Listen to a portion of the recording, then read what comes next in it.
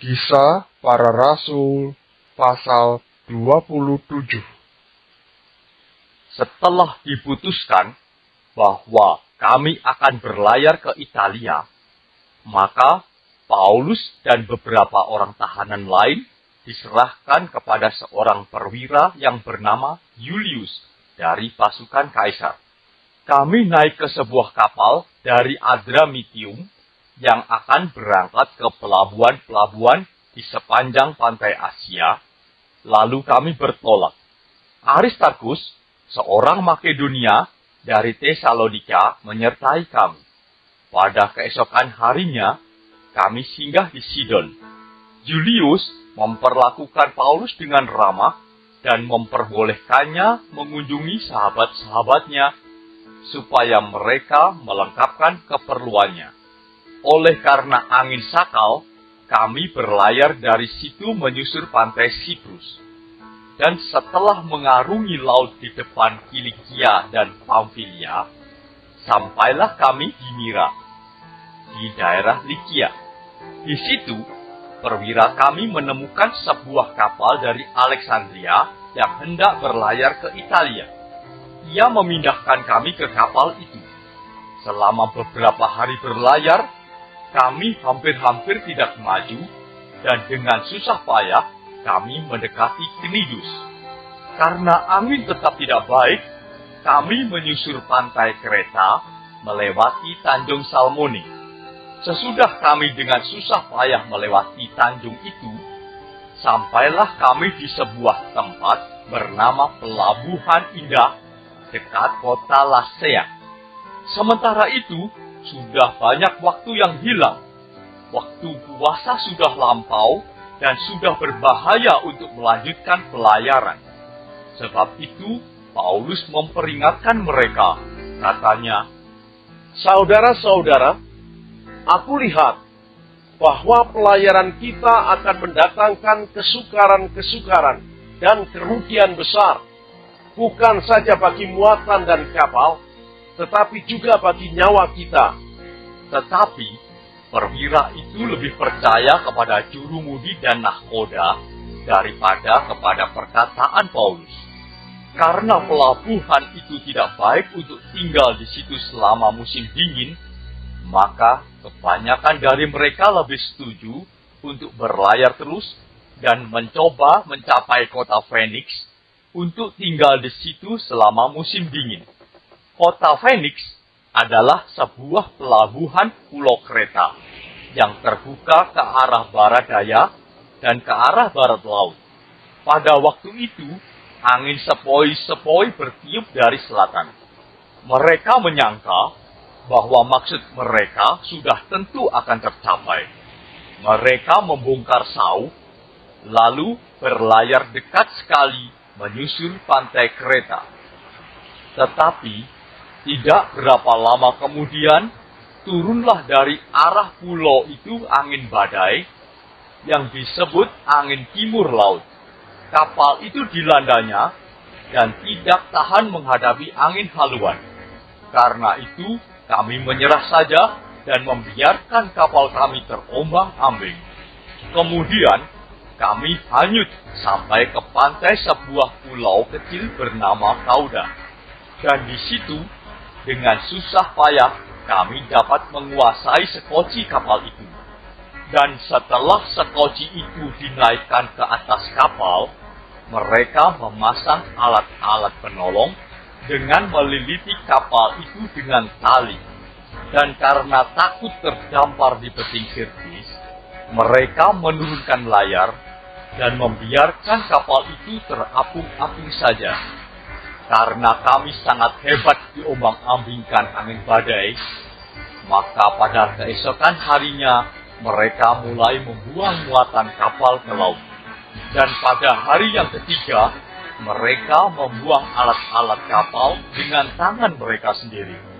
Setelah beberapa hari lamanya, baik matahari maupun bintang-bintang tidak kelihatan, dan angin badai yang dahsyat terus-menerus mengancam kami.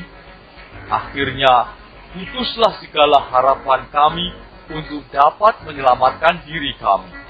Dan karena mereka beberapa lamanya tidak makan, berdirilah Paulus di tengah-tengah mereka dan berkata, "Saudara-saudara, jika sekiranya nasihatku dituruti, supaya kita jangan berlayar dari kereta, kita pasti terpelihara dari kesukaran dan kerugian ini.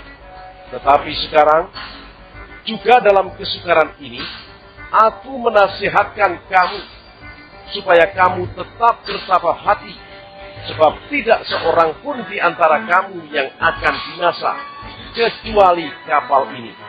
Karena tadi malam seorang malaikat dari Allah, yaitu dari Allah yang aku sembah sebagai miliknya, berdiri di sisiku. Dan ia berkata, 'Jangan takut, Paulus, engkau harus menghadap Kaisar. Dan sesungguhnya oleh karunia Allah, maka semua orang yang ada bersama-sama dengan engkau di kapal ini akan selamat karena engkau. Sebab itu, tabahkanlah hatimu, saudara-saudara, karena aku percaya kepada Allah bahwa semuanya pasti terjadi sama seperti yang dinyatakan kepadaku. Namun, kita harus mendamparkan kapal ini di salah satu pulau.' Malam yang ke-14 sudah tiba, dan kami masih tetap terombang-ambing di Laut Adria. Tetapi, kira-kira tengah malam, anak-anak kapal merasa bahwa mereka telah dekat daratan. Lalu mereka mengulurkan batu duga, dan ternyata air di situ 20 depa dalamnya. Setelah maju sedikit, mereka menduga lagi, dan ternyata 15 depa. Dan karena takut bahwa kami akan terkandas di salah satu batu karang, mereka membuang 4 sauh di buritan, dan kami sangat berharap mudah-mudahan hari lekas siang. Akan tetapi, anak-anak kapal berusaha untuk melarikan diri dari kapal. Mereka menurunkan skoci dan berbuat seolah-olah mereka hendak melabuhkan beberapa sauh di haluan. Karena itu, Paulus berkata kepada perwira dan prajurit-prajuritnya, 'Jika mereka tidak tinggal di kapal, kamu tidak mungkin selamat.' Lalu, prajurit-prajurit itu memotong tali skoci dan membiarkannya hanyut. Ketika hari menjelang siang, Paulus mengajak semua orang untuk makan. Katanya, 'Sudah 14 hari lamanya kamu menanti-nanti saja, menahan lapar dan tidak makan apa-apa. Karena itu, aku menasihati kamu, supaya kamu makan dahulu. Hal itu perlu untuk keselamatanmu. Tidak seorang pun di antara kamu akan kehilangan sehelai pun dari rambut kepalanya.' Sesudah berkata demikian, ia mengambil roti, mengucap syukur kepada Allah di hadapan semua mereka, memecah-mecahkannya, lalu mulai makan.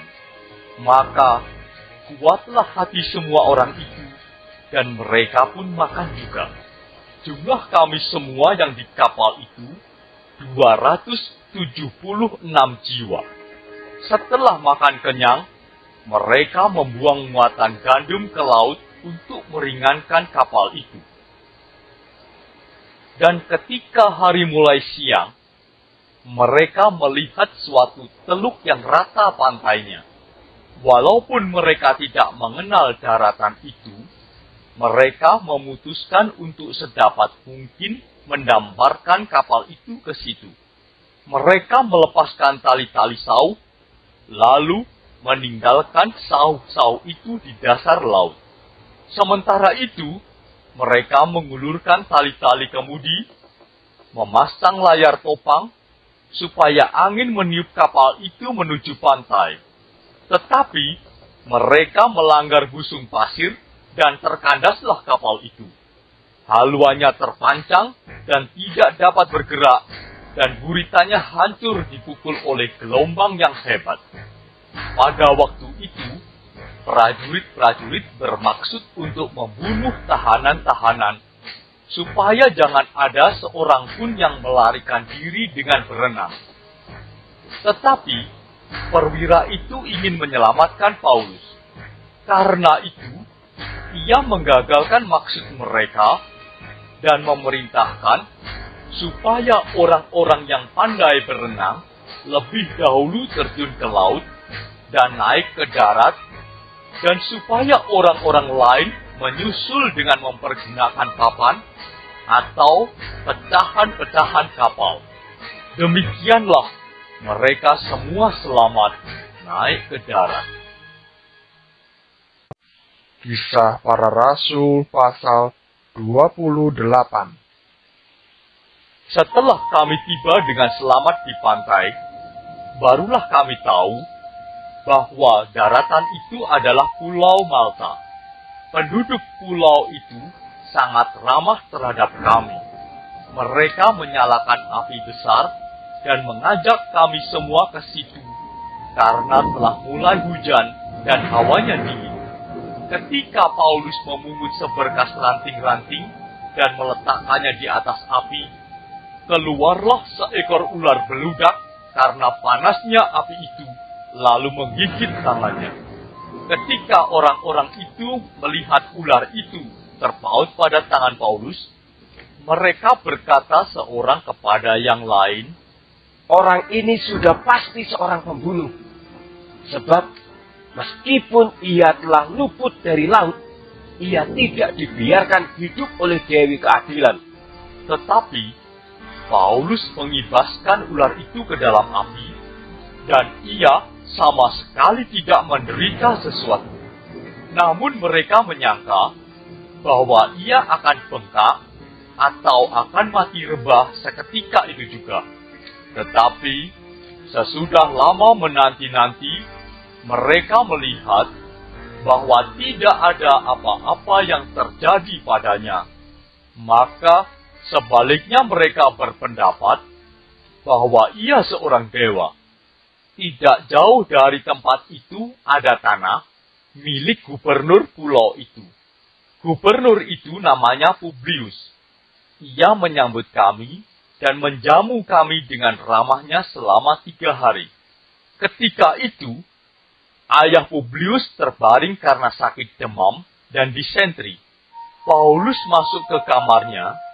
Ia berdoa serta menumpangkan tangan ke atasnya dan menyembuhkan dia. Sesudah peristiwa itu, datanglah juga orang-orang sakit lain dari pulau itu, dan mereka pun disembuhkan juga. Mereka sangat menghormati kami, dan ketika kami bertolak, mereka menyediakan segala sesuatu yang kami perlukan. 3 bulan kemudian, kami berangkat dari situ naik sebuah kapal dari Alexandria yang selama musim dingin berlabuh di pulau itu. Kapal itu memakai lambang Dioskuri. Kami singgah di Sirakusa dan tinggal di situ 3 hari lamanya. Dari situ kami menyusur pantai, lalu sampai ke Rhegium. Sehari kemudian, bertiuplah angin selatan, dan pada hari kedua, sampailah kami di Puteoli. Di situ, kami berjumpa dengan anggota-anggota jemaat, dan atas undangan mereka, kami tinggal 7 hari bersama-sama mereka. Sesudah itu, kami berangkat ke Roma. Saudara-saudara yang di sana telah mendengar tentang hal ihwal kami, dan mereka datang menjumpai kami sampai ke Forum Appius dan Prestaberne. Ketika Paulus melihat mereka, ia mengucap syukur kepada Allah, lalu kuatlah hatinya. Setelah kami tiba di Roma, Paulus diperbolehkan tinggal dalam rumah sendiri bersama-sama seorang prajurit yang mengawalnya. 3 hari kemudian, Paulus memanggil orang-orang terkemuka bangsa Yahudi, dan setelah mereka berkumpul, Paulus berkata, Saudara-saudara, meskipun aku tidak berbuat kesalahan terhadap bangsa kita atau terhadap adat istiadat nenek moyang kita, namun aku ditangkap di Yerusalem dan diserahkan kepada orang-orang Roma. Setelah aku diperiksa, mereka bermaksud melepaskan aku, karena tidak terdapat suatu kesalahan pun padaku yang setimpal dengan hukuman mati.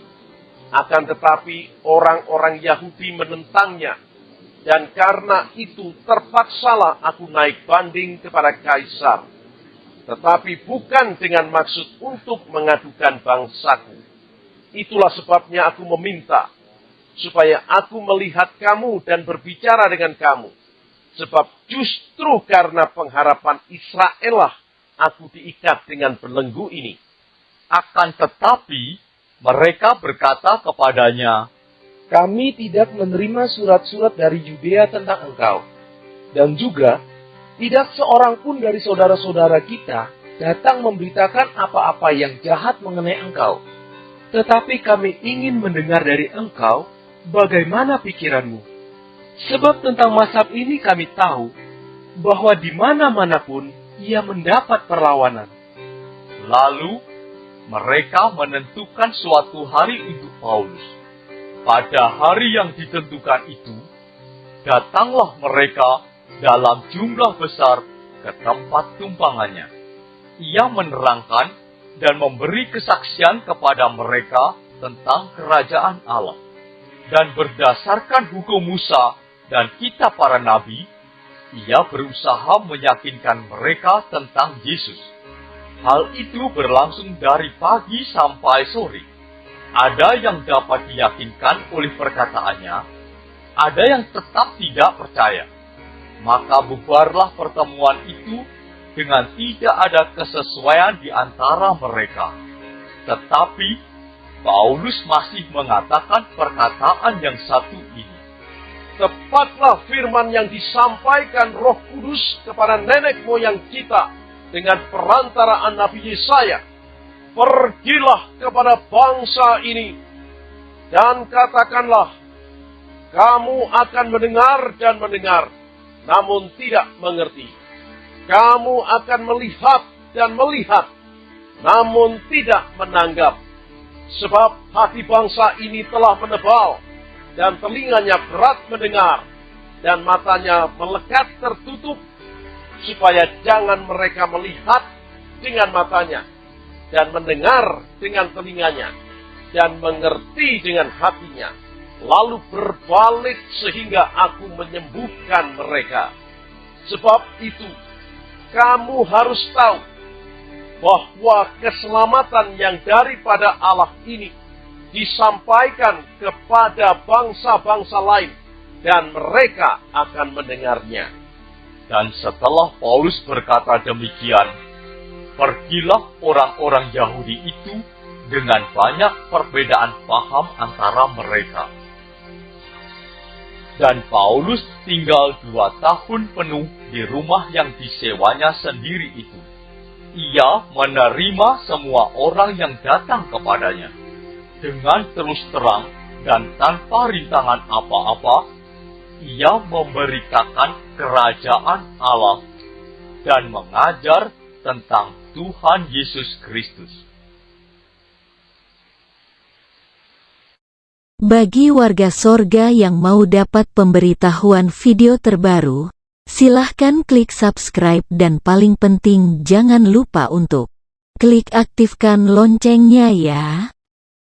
Warga sorga terkasih, tolong bantu beri saya semangat upload video baru dengan kasih like ya. Ayo warga sorga menjadi berkat bagi orang lain dengan membagikan video ini ya. Tuhan Yesus Kristus memberkati kita warga sorga. Amin.